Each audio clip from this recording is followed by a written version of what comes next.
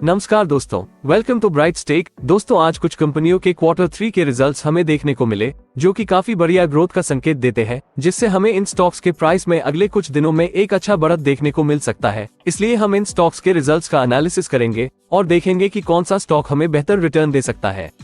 सबसे पहले हम बात करते हैं इरेडा के बारे में। इस स्टॉक का रिजल्ट आने के बाद ही दोस्तों ये स्टॉक तो स्काईरॉकेट की तरह भाग रहा है। आज ये स्टॉक लगभग 21% बढ़ा है और अगर पिछले 6 मंथ्स का रिटर्न हम देखें तो 148% का बढ़त देखने को मिला है। तो अब बात आती है कि क्या हमें इस स्टॉक में अभी फ्रेश बाइंग करना चाहिए और क्या ये स्टॉक और भी आगे जाएगा। तो इन सभी क्वेश्चंस के आंसर को जानेंगे हम। उसके लिए कंपनी के Q3 के रिजल्ट को देखते हैं।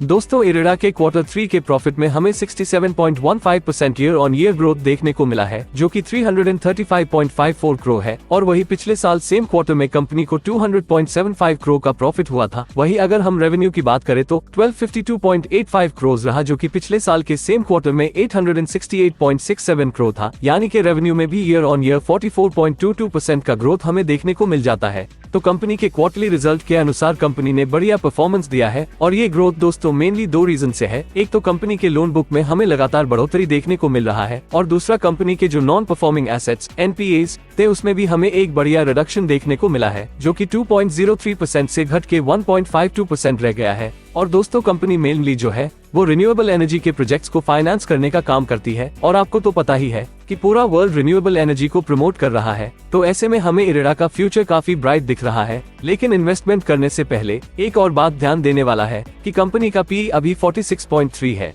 जो कंपनी के वैल्यूएशन से काफी महंगा है। अब हम आते हैं अपने दूसरे स्टॉक IDFC फर्स्ट बैंक पे। इसके Q3 के रिजल्ट में दोस्तों हमें 18% का ग्रोथ देखने को मिला है। बैंक को इस क्वार्टर में 716 करोड़ का प्रॉफिट हुआ। वही अगर हम इसके सेम पीरियड के लिए पिछले साल का प्रॉफिट देखें तो 605 करोड़ था। अब अगर हम बैंक के रेवेन्यू की बात करें तो इसमें भी हमें बढ़िया ग्रोथ देखने को मिल रहा है। इस क्वार्टर में बैंक को 9,396 करोड़ रेवेन्यू हुआ। वही पिछले साल सेम पीरियड के लिए बैंक का टोटल रेवेन्यू 7,064 करोड़ था। और दोस्तों इस बैंक का 90% अर्निंग इंटरेस्ट इनकम से ही है, जिसमें कि हमें काफी बढ़िया ग्रोथ देखने को मिला है। और अगर हम बैंक के नॉन परफॉर्मिंग एसेट्स NPAs को देखें तो इसमें भी हमें एक बढ़िया इंप्रूवमेंट देखने को मिल रहा है, जो कि 2.95% से घट के 2.04% रह गया है, जिससे कि हमें फ्यूचर में बैंक के अर्निंग में एक बढ़िया ग्रोथ होने के आसार दिख रहे हैं।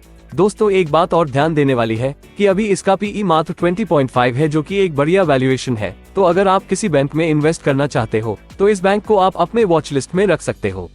अब आते हैं हम अपने तीसरे स्टॉक ICICI बैंक पे। दोस्तों इस बैंक के Q3 के प्रॉफिट में 23.6% का जंप हमें देखने को मिला है, जो कि 10,271.54 करोड़ रहा। वहीं अगर हम सेम पीरियड के लिए लास्ट ईयर के प्रॉफिट को देखें तो टोटल 8,311.85 करोड़ था। अब अगर वही रेवेन्यू की बात करें तो 40,865 करोड़ रहा इस क्वार्टर में और सेम पीरियड के लिए पिछले साल का टोटल रेवेन्यू 31,619 था, जो कि एक बढ़िया ग्रोथ है। अगर हम बैंक के नॉन परफॉर्मिंग एसेट्स NPAs को देखें तो इसमें भी थोड़ा इम्प्रूवमेंट हमें देखने को मिल रहा है, जो कि 3.07% से घट के मात्र 2.3% रह गया है। बैंक में डिपॉजिट भी काफी बड़े हैं। तो ऐसे में बात करें तो हम ये कह सकते हैं कि बैंक का क्वार्टरली परफॉर्मेंस बढ़िया ही रहा है। और इंटरेस्टिंग चीज यहाँ ये कि इस बैंक का PE जो है वो मात्र 16 है। तो इससे तो यही बात सामने आती है कि बैंक अपने वैल्यूएशन के मुताबिक काफी सस्ता मिल रहा है।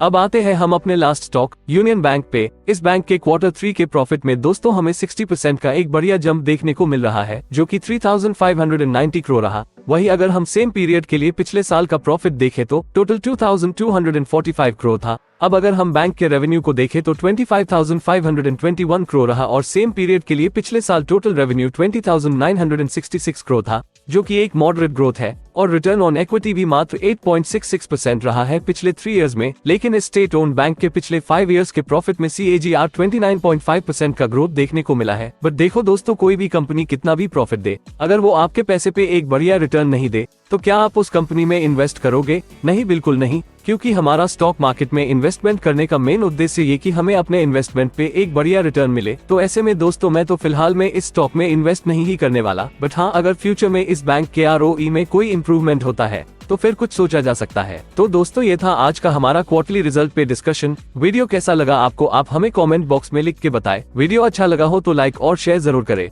और अगर अभी तक आपने हमारे चैनल ब्राइट स्टेक को सब्सक्राइब नहीं किया तो सब्सक्राइब कर ले, ताकि स्टॉक मार्केट से रिलेटेड कोई भी इंपॉर्टेंट वीडियो आप मिस ना कर सके। Thank you for watching. See you in a next video. Till then, bye for now.